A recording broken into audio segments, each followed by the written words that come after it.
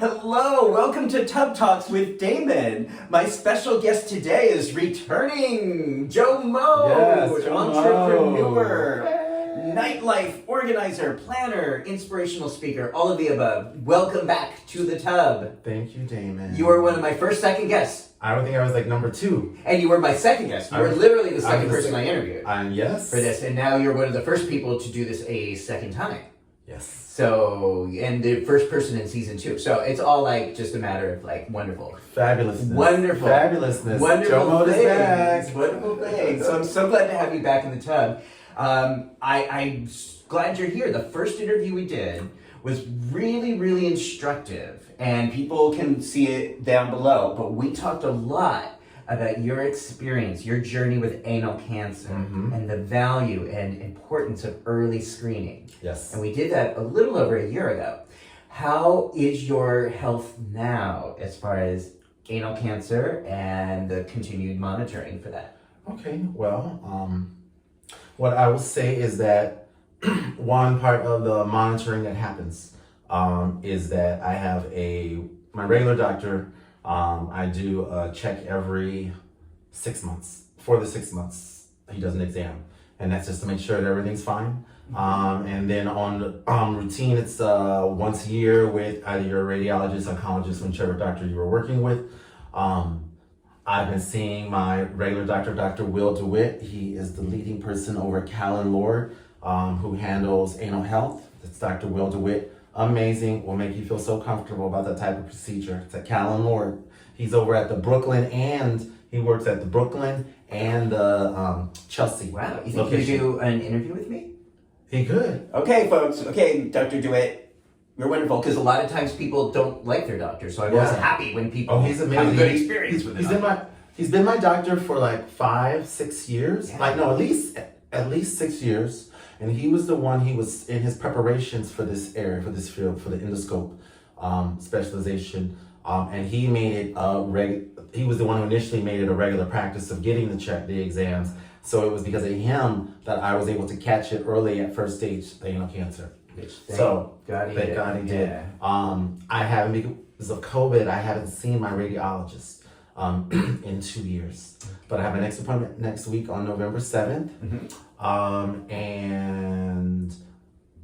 But because of my exams and my checks, everything down there has come out normal. I'm assuming he's going to want me to do some type of a scan so they can since it's been 2 years. But I feel great. Like I said, I've had normal hit-ups at my exams with Will, and I'm feeling fabulous. And I think I'm looking pretty fabulous for the 51-year-old mid-age you youngins, you kids and your stuff. Shut up. No. We're the same age. Joe is 8 days younger than me, so I can say things. Yes, like we're the same age. That's really beautiful to hear, and I appreciate you sharing that. I definitely made sure for my yearly exam that I talked to my provider this year about doing an anal pap to screen. And thankfully it turned out well, but I was just so, of course I was nervous about it, because who wants to think about that? But I'm so glad I did it, and I'm going to keep doing it. And you really inspired me, and hopefully I know inspired a lot of people who were watching that episode to say, we need to talk to our providers about giving us the most proactive healthcare possible. It's an endoscope exam. Yeah. That's what they do. Yeah. And by the way, because someone asked me this, even if you're a top, that doesn't mean you can't be affected by this. Straight people are affected by this. People who never have anal sex are affected by this.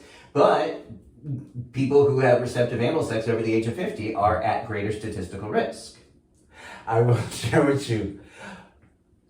When I was 40, what was the lead up on this, I had a multitude of areas that were an issue and a growth.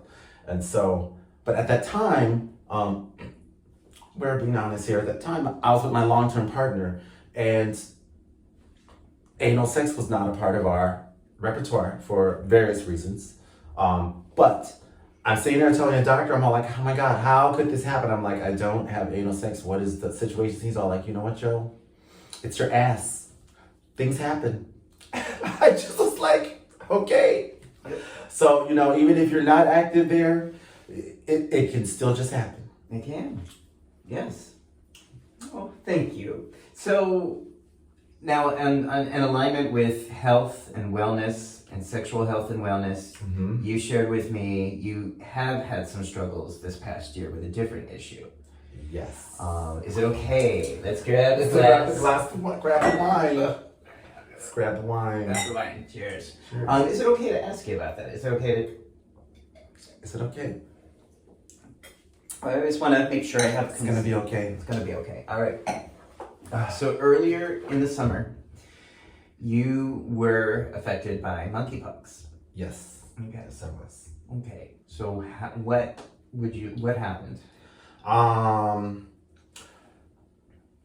Okay. Everything started really coming out late June, where they really started kind of saying and kind of throwing stuff out. It wasn't, I'm on top of things, so I was seeing it, but it wasn't heavily like, get out there, get that vaccine, like, because when that happened, it was really quick. They were like, when I got it in the first wave, after that was when the actual get out there, get the vaccine started happening. So, Fire Island, I'm just gonna give you the real rundown. Please do. Fire Island, I had not been being sexually active the weeks leading up to that, just for whatever reason. I'm going out to Fire Island, 4th of July weekend to be celebratory. I literally was on the island for 2 days, overnight, mind you. And I went out there for a special party that was on a Sunday night. And we went, it was not the normal big crowded underwear party that you normally find. It was a nice, real, smaller thing. Of course, we were at the party there. The curtain is there. What happens? Well, you go back behind the curtain. Well, who knows what may happen. I will literally say that I probably orally copulated 2, maybe 3 men, maybe. But you're not thinking, you're like, okay, and it's not like it's anything brief or like you're fully engaging, like you would if you were in the bed or like just one-on-one. Just pop, whatever. Went on about my business. No, nothing else, just the oral copulation. Wasn't even a lot of people or a lot of crowd, whatever. Shortly after that, the week later, they started saying vaccine. I signed up for my vaccine, mind you, which is going to be 2 weeks later. And then exactly 2 weeks out, it was 2 weeks out, I started to see something kind of on my forehead. I'd been out in the sun and stuff, so I didn't think much of it. But then the next day I woke up, I started seeing a breakout, and I'm like, what? And then I was like, okay, but then the next day I went, and it was the next day I woke up and I was like, oh, so I saw a little rumble on Monday. On Tuesday, it was turned to a breakout. Wednesday, I was like, no, I'm thinking this. And then I started feeling a little down below. What were you feeling? Well, I had another, gay men, we encounter different STDs in our life. I'm an older guy, so I've encountered things. And it almost felt, the sensation almost felt like chlamydia. Just kind of, it's in general, irritation and kind of fluid that's coming from your bottom. From your bottom. From your bottom. And when I first felt it, I kind of was like, what? Because I'm like, I know I remembered that I had, that I was on the island. But then I was like, no, Joe, you didn't do anything. It was like, anyways, as I do when things are not seeming right on the jump, I took action literally. I woke up and was I called Councilman Lord at like 8:30 when they were open in the morning. And they literally were able to, they had a day of triage appointment like an hour later. And I moved on it. I was like, I'll be late to whatever. I literally was something said, Joe, go, just get there. I was about 45 minutes away in the Bronx. I got up, I went. Yes, she's like this, we're gonna check it, but it looks pretty much like this is what it is. Once again, thank you to Councilman Lord. The nurse practitioner moved immediately. She took pictures. She said that we will get these results today. She's all, but we need to do this. She's all, there's medication the TPOX, she's all, there's medication that they can do for you, but I have to request it. I said, we just can't prescribe it. She said, I have to request it to the the city CDC, and they will then order it and have it shipped to you. So it was available, but they knew that it was available, and it was something that you had to, like, actually the provider had to, the CDC had to order for you. You couldn't just order, prescribe it. And during that time, were you in pain? The pain didn't really start happening until that evening, like where it was, it is, at first, it's a discomforting pain. It was very much a discomforting pain, and pretty much in that evening, it started to activate. It's almost like there's just like little glass shards or spikes that are happening down there. So that first night, I knew I wasn't going to get the medication to the next day. So that first 36 hours was pretty intense. It wasn't, but because I've had stuff happen before with the cancer, and you know what? It also felt like the way my bottom felt when I was recovering from radiation treatment. When you're recovering, the radiation has to release. So wherever that area is, it becomes really hot. So I was speaking with a woman recently, and she said that she was wondering why her chest would have this flame up, like it would just get hot out of nowhere. And I'm explaining, she didn't know. And I'm explaining to her, she was just coming off of her treatment.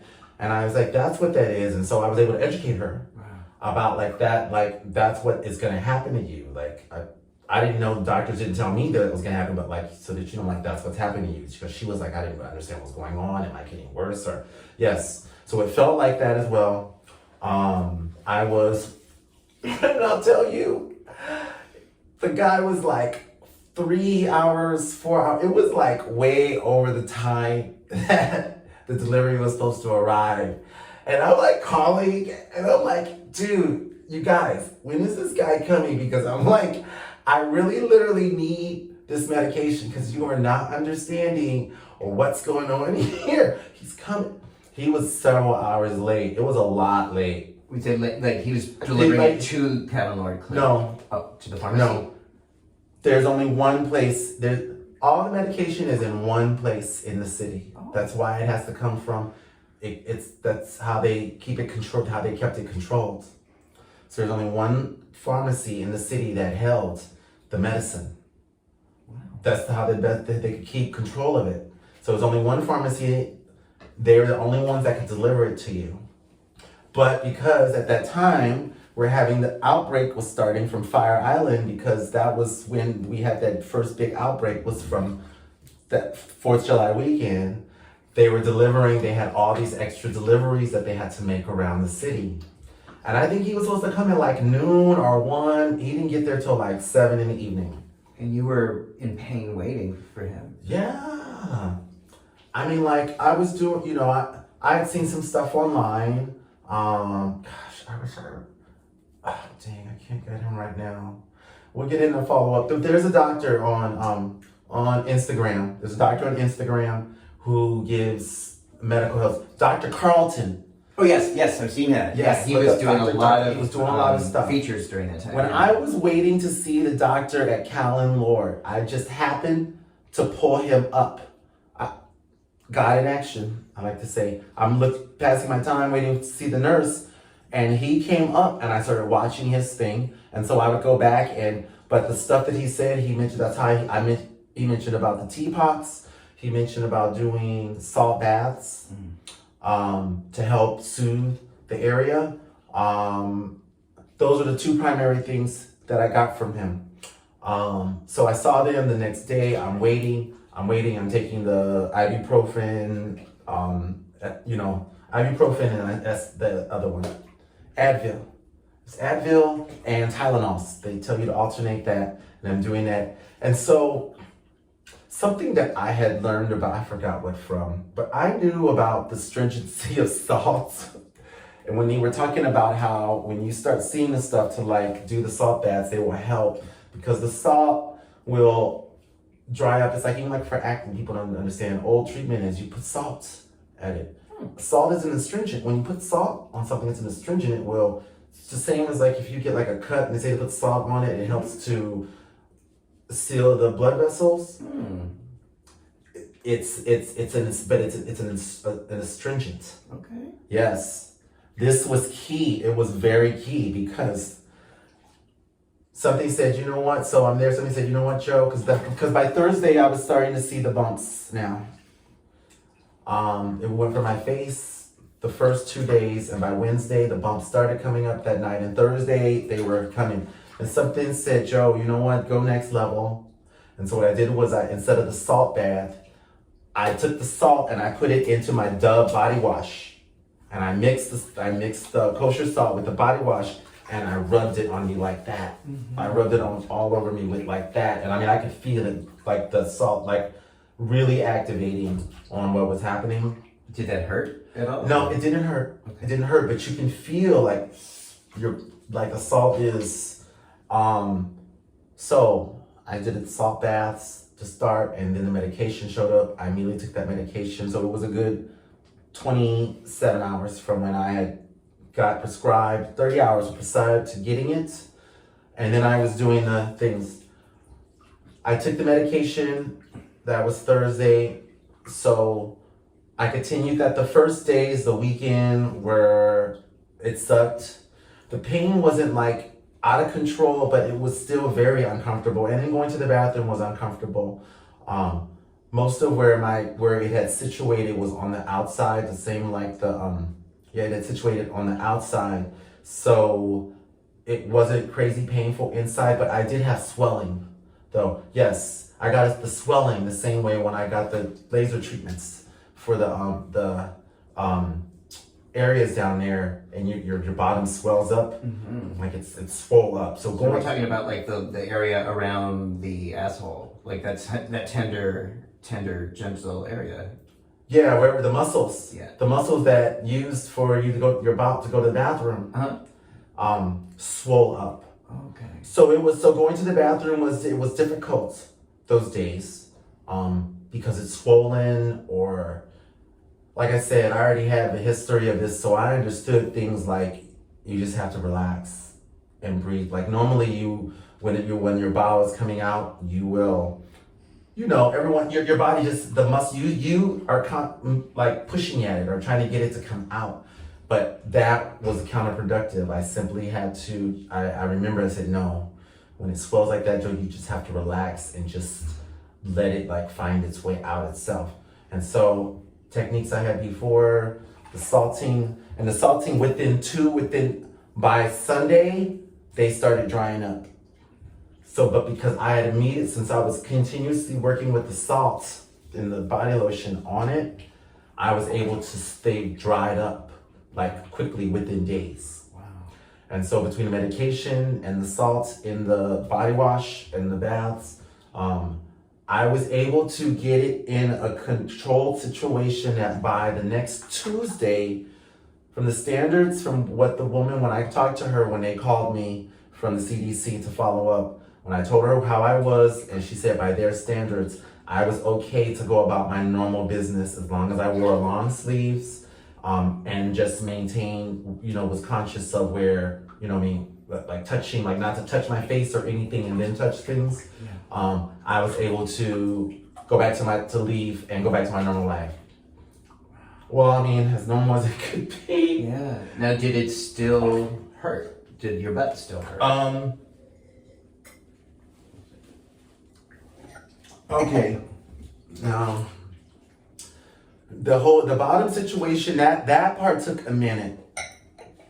It took a while. Like, I mean, it wasn't, the crazy pain went away by Monday, but it was still there was still discomfort and discharge.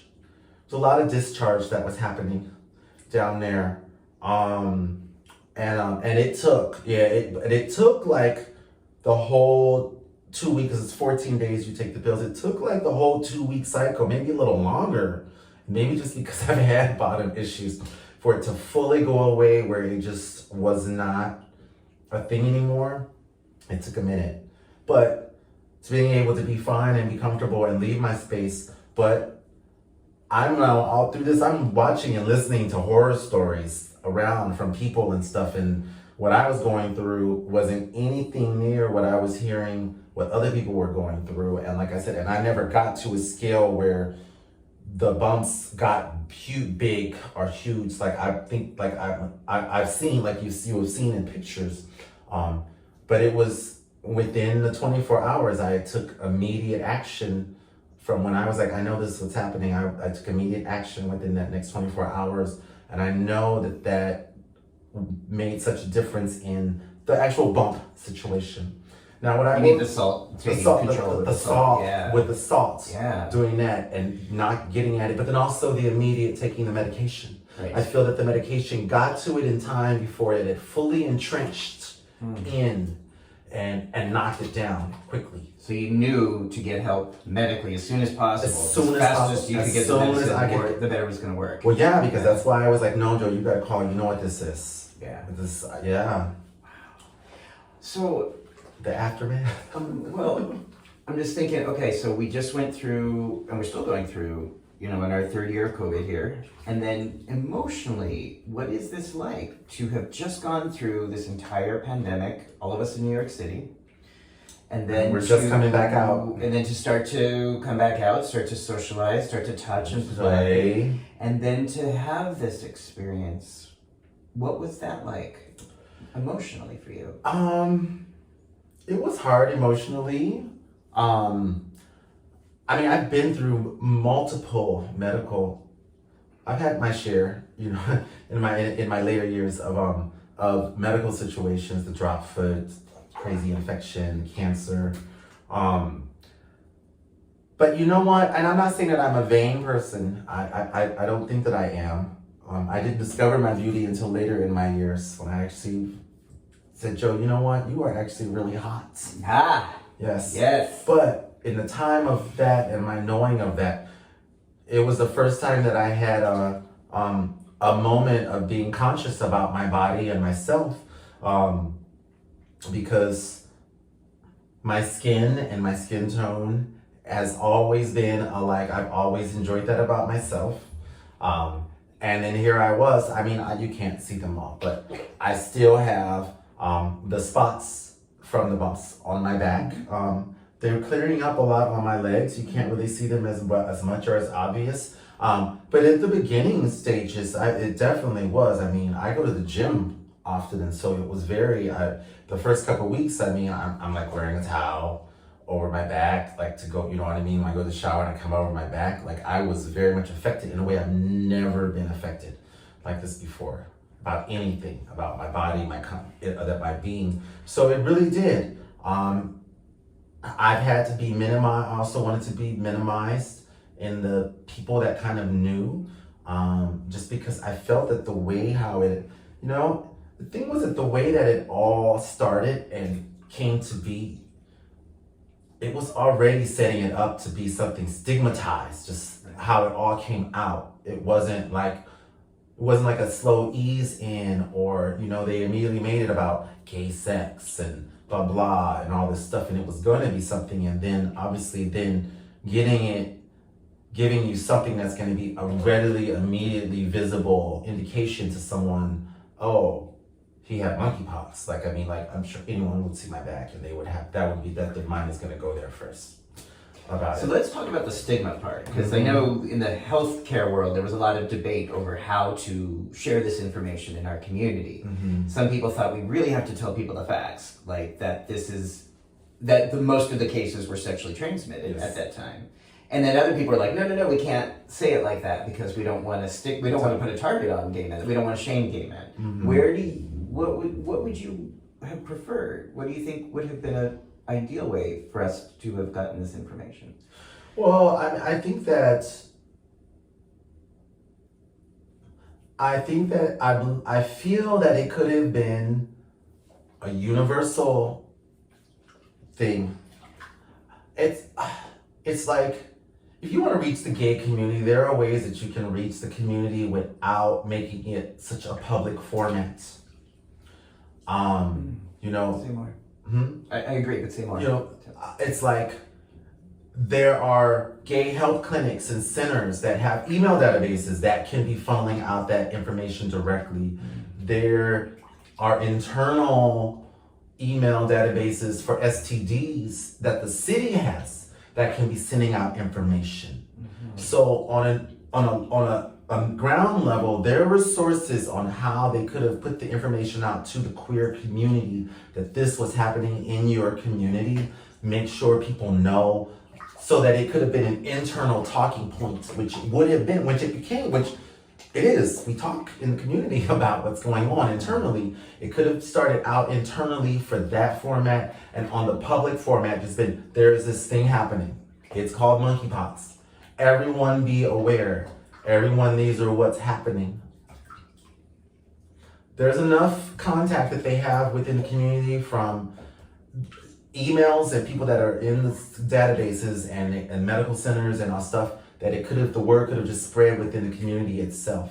And I think that would have taken, I feel like it would have taken away the stigma that has happened in the community, and it made it more of like, this is something that we need to do to take care of each other. Let's make everyone aware. And I think that people that went in from that kind of a mindset about it, we don't want this to happen like on a big scale. Let's take care of each other. Let's start passing the word. That would have been fine. It would have done the same thing that they were doing, blasting it up here. Okay, that's good to know. Did you feel stigmatized from other people? I did. I had an experience at a job that I was at where I told them that I had I'm gonna take a whole big portion of the story out. But what I will say is this: obviously, I had to inform my job that I wasn't going to be working, and so say it's Monday, and I already had the Tuesday and the Friday and Saturday off from work. I worked Wednesday, Thursday, Friday, Saturday, so I already had the Friday and Saturday off from work. And on Tuesday, on Wednesday, I contacted them and I said, hey, you know what? I kind of have this rash. There's something going on with my forehead, I think from the sun, whatever I said. But I stated there was a rash involved, and that I wasn't going to be able to come in. I didn't think I should come in the next 2 days. When I came, so on Monday, they said, you're okay to go about your business. And my head, for the most part, has kind of cleared up. Although I did get a couple little spottings, because those, I was aggressive in dealing with them at the beginning because I was nervous and I didn't really understand. So I caused a little bit of spotted scarring on my forehead, but I was fine to go into work. And we had to wear masks at work. Like, I was good in a space, and where I work is kind of dark. I knew I was good. I was fine to go and be able to work. And at the end of the shift, now I didn't say anything to them. Because it was in my right, I didn't have to. I was protected in how I maintain myself, and in my job and what I touched and what I didn't and all that stuff. And using I'd always gotta sanitize my hands before I touch something that, if I had to grab something. So I was very, very cautious on what I was doing with my hands, and I'm wearing long sleeve shirts, so I was fine. But at the end of the night when I was doing my paperwork, and now they didn't know anything. The manager was like, oh, how's your rash? And I said, it's fine, it's gone away. And then she was like, well, are you in pain? And I was like, there isn't any reason why anyone would have said anything about being in pain unless they had already knew or heard about that in conjunction with the monkeypox. You know what I mean? And so it's a stigma. It was a stigma. Like, you know what I mean? She didn't know. I didn't tell her. And she wouldn't really be able to know unless I said something visually about what was going on. But it was rash was involved in my statement before, and that's where she went with it. And I knew when she said that, I'm like, okay. And nothing ever happened after that, or was said. But yes, there is stigma. And because it was as you said, it was being spread out into the media as this sexually was, transmitted. yeah, gay thing. this was a heterosexual woman. Okay. So She wouldn't be saying anything in Yeah, the gay. No, I'm good. Okay. I was just scratching my neck. Okay. She wouldn't have seen anything in the gay community from the gay community postings or Yeah. anything, but from what she saw in the media, that's what she directed it to. Wow. Because in that week was when because it had been like a couple weeks, and then that's when they were like pushing about the things. So, and I did end up obviously getting my vaccine. So I was curious. So after having gone through this, it was still medically recommended you get the vaccine. You know what? Well, you know what? I wasn't taking any. I wasn't taking any chances. You're taking your. But I already had the appointment a week before any of the signs had come up. Right. And I couldn't get an appointment. And Those were so. I mean, that was the other thing that I think was problematic. Was that Yeah. in New York City, it was hard to get impossible to get those appointments at first. So I went anyway. They were trying to say, well, if you had it, I was like, no. Okay. No. I'm with you. Believe me, harm reduction. I was like, no, I don't you know. gotta do what you gotta do. I don't know about you. I said, no, I'm not taking a risk on this happening again. Can I get my vaccine? And I got the vaccine. Yes, good. Yes. I'm glad you did. I haven't gotten my second dose because I wanted to wait a time period. Like, obviously, I had it when they say you're fine, and I had one dose. I wanted to wait and let till the masses and people could get theirs. And so now, when I'm ready, I can just get it because they're just readily available. Yeah. But yes, that was it. So Okay. yes, there was a stigma with that within at least what I can say from this heterosexual woman and that going on.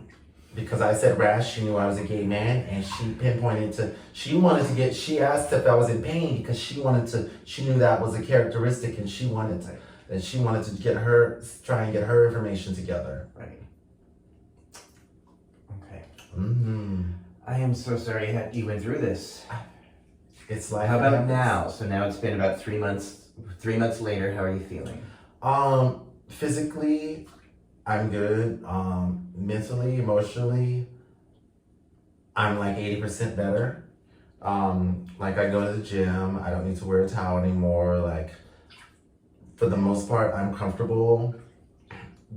The only gyms are obviously where are you walking around where you're like half dressed or like naked or whatever, that is the gym. So for that part, I'm fine to float through the gym and not be concerned about my back or about anything. I can do that comfortably. So yeah, we need just a little splash for this next part. I gotcha. I know. I hope people are learning something from all of this. People are.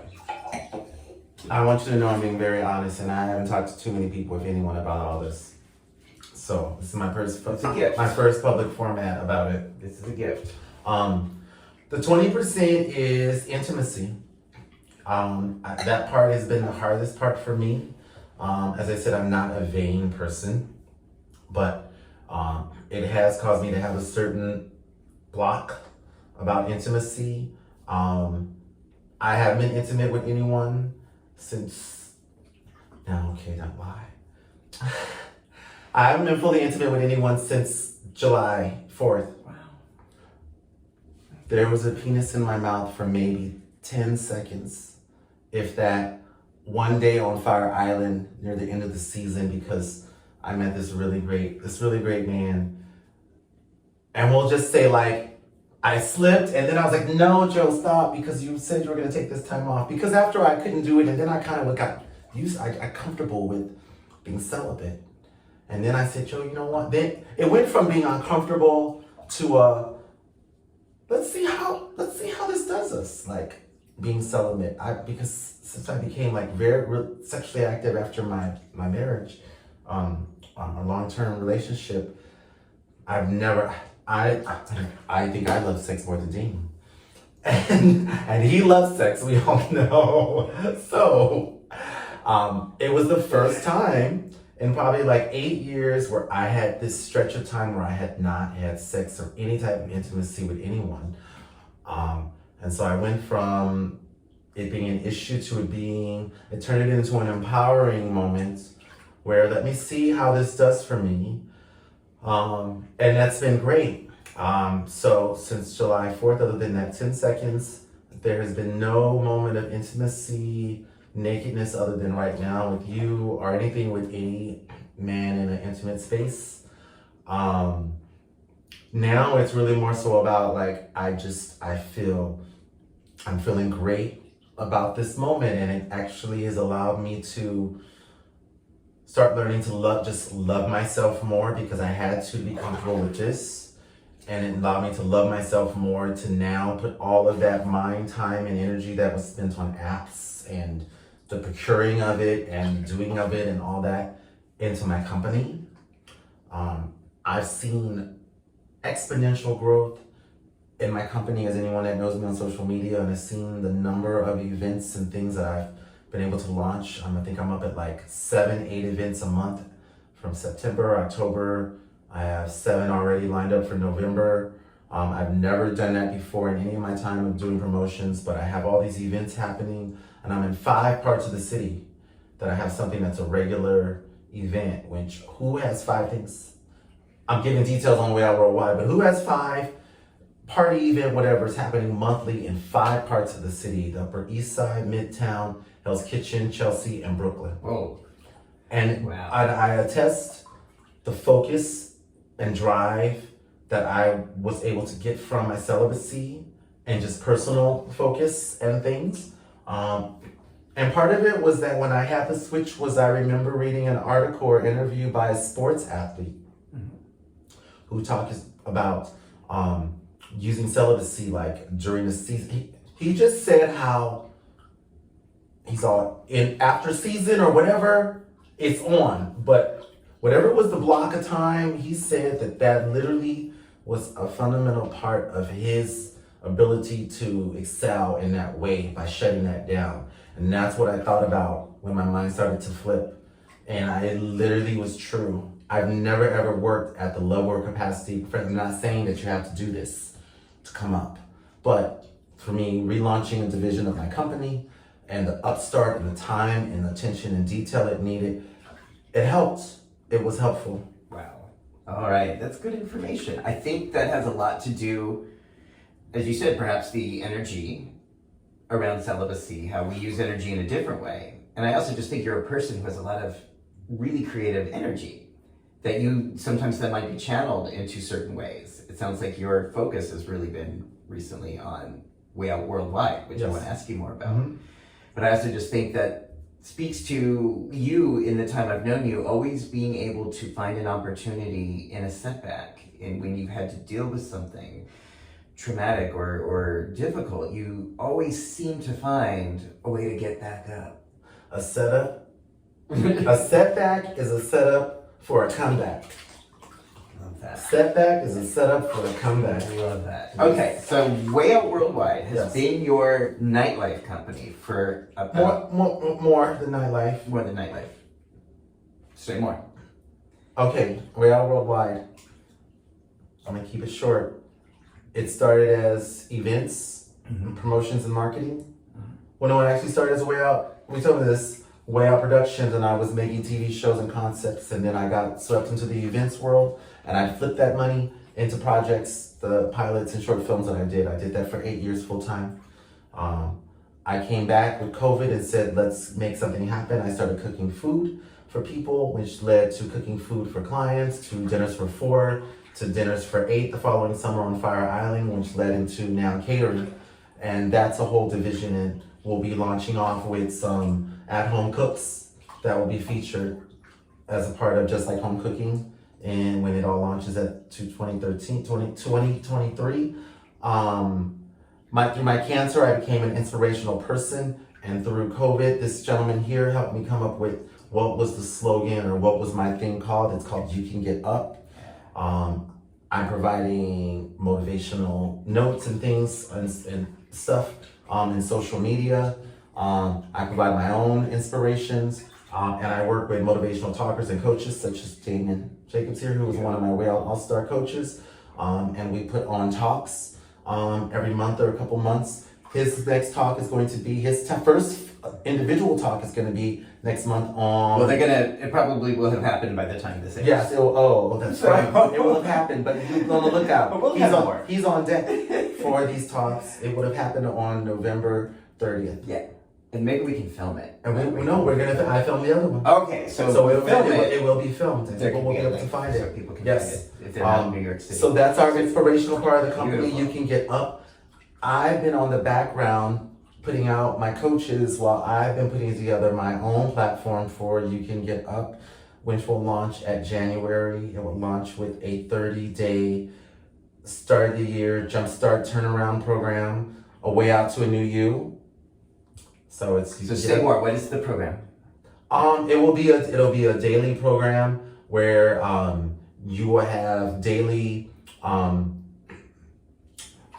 things that are going to happen. So daily, there's writing in a gratitude journal.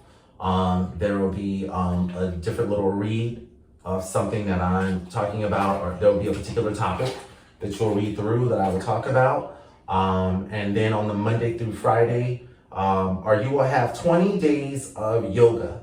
I don't expect everyone to do it every day because, sometimes on the weekend you just gotta, but there's 20-day yoga cycle that you incorporate at whatever you point within the 30 days because the yoga is great in the morning to incorporate with it's kind of like this. There's a official start to the day.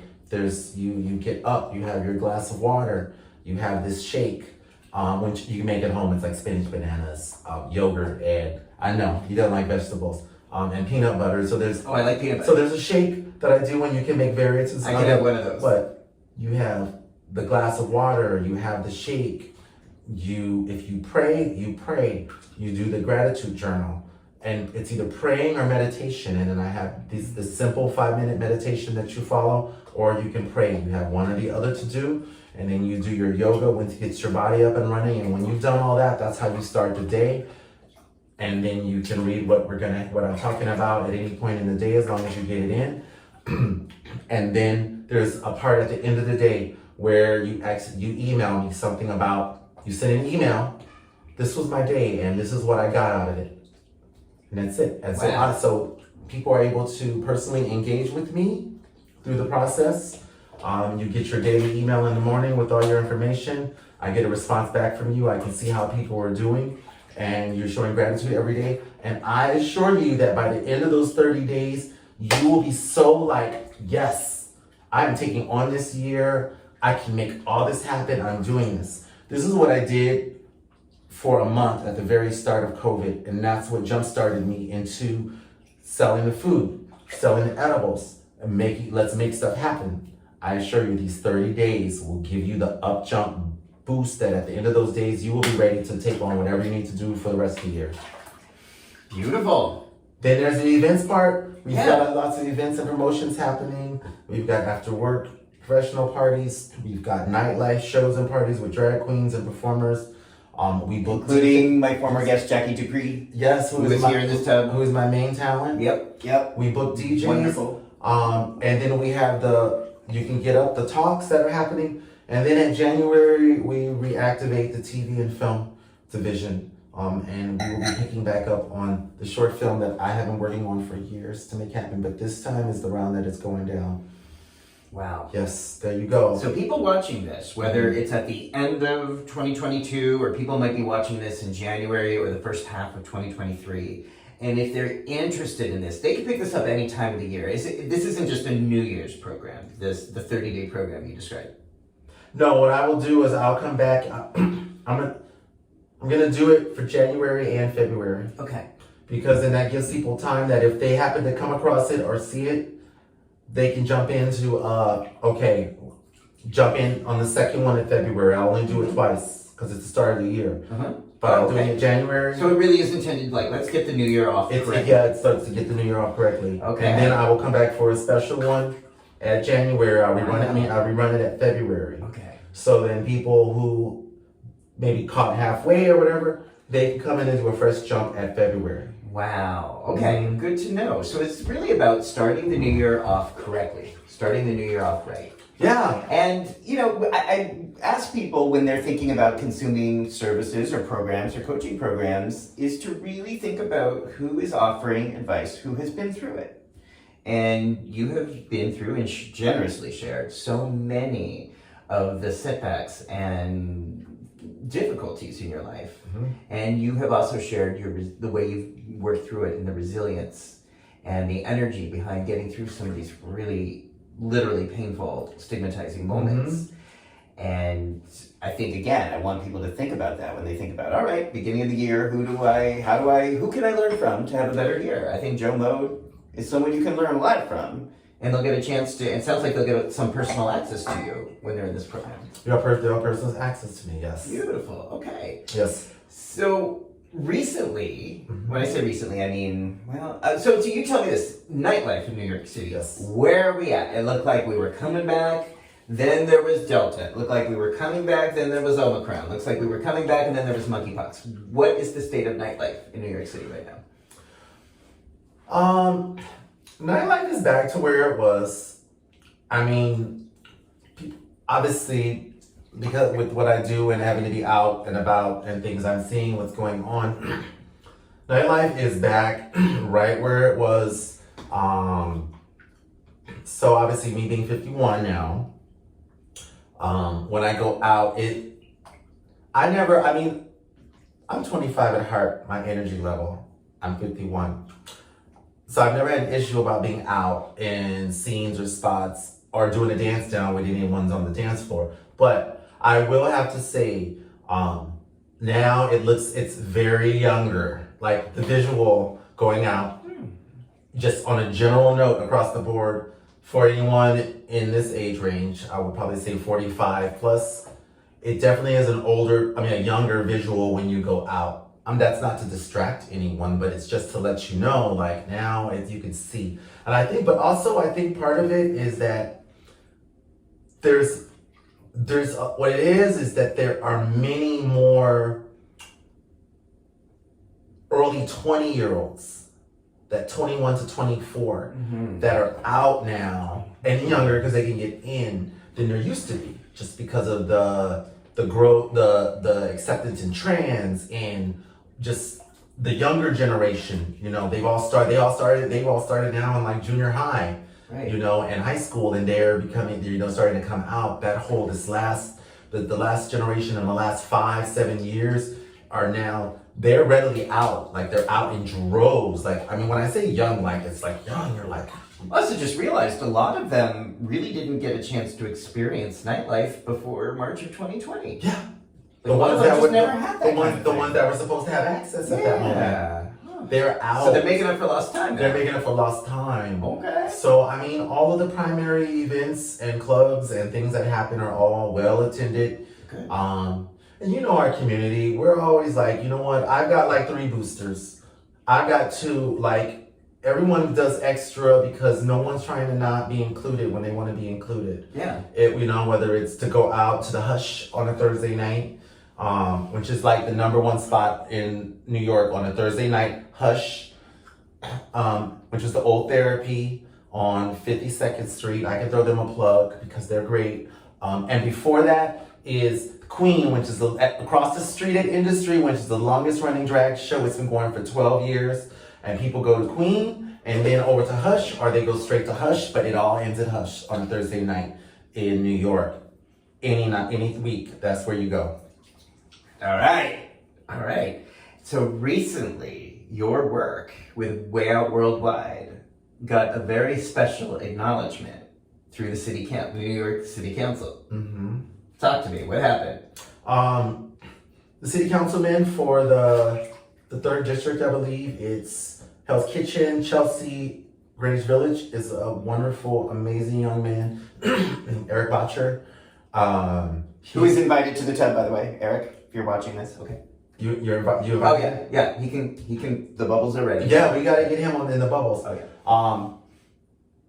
I've seen his moves for the last 2 months. He is literally out there in the community. Every day they have him doing something. There's something going on. Like literally, he is giving you what you're like, we're paying you? Yes. you're at this thing, this launch, this. They have him working. We met 2 summers ago when he was campaigning, and then we met this last August again after he's now a councilman. I saw him talk. He said he went to do an activation about voting. Yeah. I approached him. We remembered each other. I said, look, I'm launching my promotion. Let's see what I can do to help you with your platform together for you for your voting activation. I was putting together my In the Mix Fall Affair to launch off my big signature party. I said, we'd love for you to be the signature speaker. Great. His scheduling people almost didn't happen because they're like, there's some things he was booked beforehand. And I was like, okay. But in the end, he wanted to make it happen, and they made it happen, and they found the space for him to come. He came to the event, which was last Thursday. It was amazing. It's called the Fall Affair. Called In the Mix. It was the Fall Affair. We do a big one every quarter, where it's a big to do other than just the regular networking. And he came, and he was so amazing, and he talked with everyone there that wanted to talk with him, because all those older queens wanted to sit and praise and love the young councilman who's representing the gays in New York, and that was fabulous. And then when he got up to speak, I literally had no idea, but he literally took a minute to sit and just bestow the most amazing words about me and on me. I mean, I do what I do because it's part of my purpose and mission in life, to be this person and connector in the community and what have not. But I'm not gonna lie, it was really awesome to sit there in that public platform and be hugged up with this man while he said the most amazing words about me to everyone and what I was doing for the community and the role I was playing, and it was awesome. So he's amazing. He's not ready. He doesn't have to run this. He's on next year's cycle, so we're not worried about him to vote. But get out and vote. Especially New York's gonna be fine. Contact. You're not gonna hear this. Anytime, any year. This message is important. Any year, They may anytime. not hear this before. Yes, but anytime, any year when there is an election, please contact your friends and family that are in the blue states. And if you're in the city, contact your family and friends upstate, because it'd be blue all up there. And tell them to get out and vote, because us in the city, we don't really think about how important it is. But just because it's not important here, because we're gonna go, no, I'm sorry. Wait a moment. Who? Yes, vote blue. The other areas that are not gonna vote blue, get to them. Yes, voting, yes. And I want to point out that one of the things Erik said about you and your work is that this is necessary. And I loved hearing that, and I love seeing you acknowledge for that. What you are providing, these open, welcoming spaces in nightlife, which you have been doing the whole time I've known you, like 12 years, are now necessary more than ever. And you were seen for that, and I'm glad you were seen for that. And I think that's important for you to be hearing, and I know you did. Yes, I did. Okay? I did. But again, what I think that really speaks to is how you are channeling this energy and creating spaces where people feel welcome, where people are having a hard time, which I think everybody is in New York City right now, struggling on some level. And you're creating these spaces where people can feel welcomed and cared for. And that was acknowledged. It was acknowledged. Councilman. And that's what I'm really doing. Glad to hear that. That's what I'm doing. Yeah. I'm doing it in various platforms. So people want to know more about you and figure out how they can be channeling this kind of, you can get up energy in their life. They can work with you. Yes. And the link is right down below on YouTube. If you're watching this, the link is right there. Okay. To see you and to take advantage of this offering that you're putting out there. Thank you. Social media, Joe Mode on Facebook, at MOJO71, Mojo71 on Instagram. You can IG, you can follow me on IG and always come back and look at what it always has the invites for every party promotion that's happening. You can send an email to wayoutworld2014 at Gmail. That's wayoutworld2014 at gmail.com. I will include you into the email list, which we send out one email once a week, which lists all of our events and promotions, as well as other events and things to do during the week. in the city. Yeah, that's what I need, because I never know what's going on anymore. I work with I have people no that are idea informed. where to go or what to do or what's happening anymore. I don't especially- just promote my own stuff. Yeah.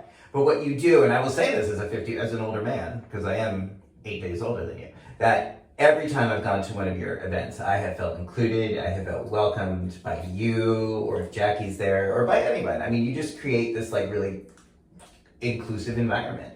Right, that's what it's about. So even though if someone's older and they want to check out one of Joe's events, or if you're visiting New York City or you're in New York City, I think, and you can't decide what to do because it's just so confusing, I don't even know where to look anymore.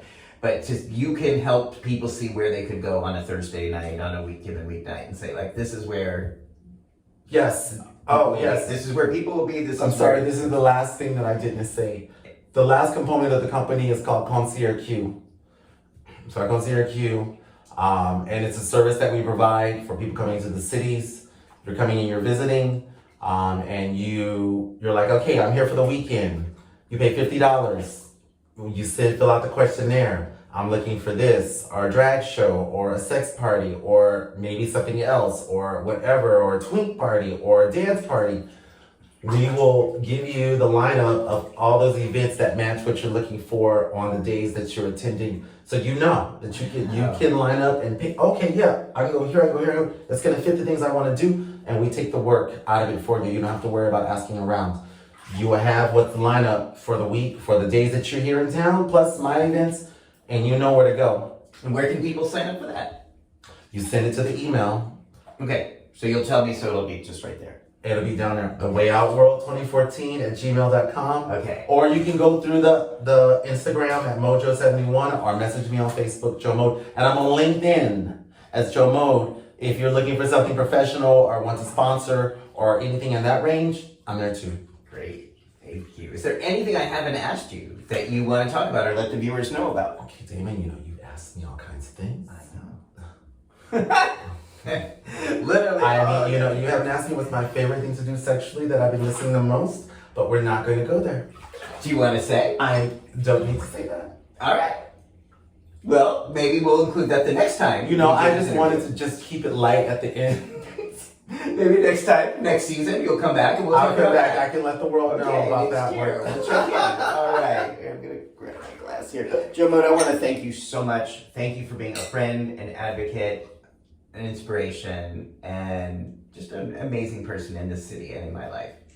And for being generous, because it's not easy to come into a bathtub to share some very personal details about monkeypox or one's body.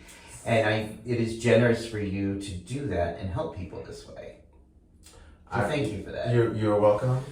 I as always, I do what I can for the community. Yes. As I said, I'm always very upfront and personal about everything. The monkeypox was something that I felt that I did not need to put into the general platform. But it is a control platform, which are people who are actually coming here looking for education and knowledge and information. This was a comfortable space for me to be able to talk about these topics. Cool. Cheers. Cheers. All right, Joe Mode. Thank you. If you like this, subscribe down below. Share this with your friends. Share this with your enemies. I don't care. Just share it. Let people know that Tub Talks is happening and that we're just going to keep having these conversations so people can have more peace and purpose and pleasure in their lives. Yes, and we will get Will and Eric here for season 2. Oh, yeah. And then I'll be back for season 3. All right. Thanks, everybody.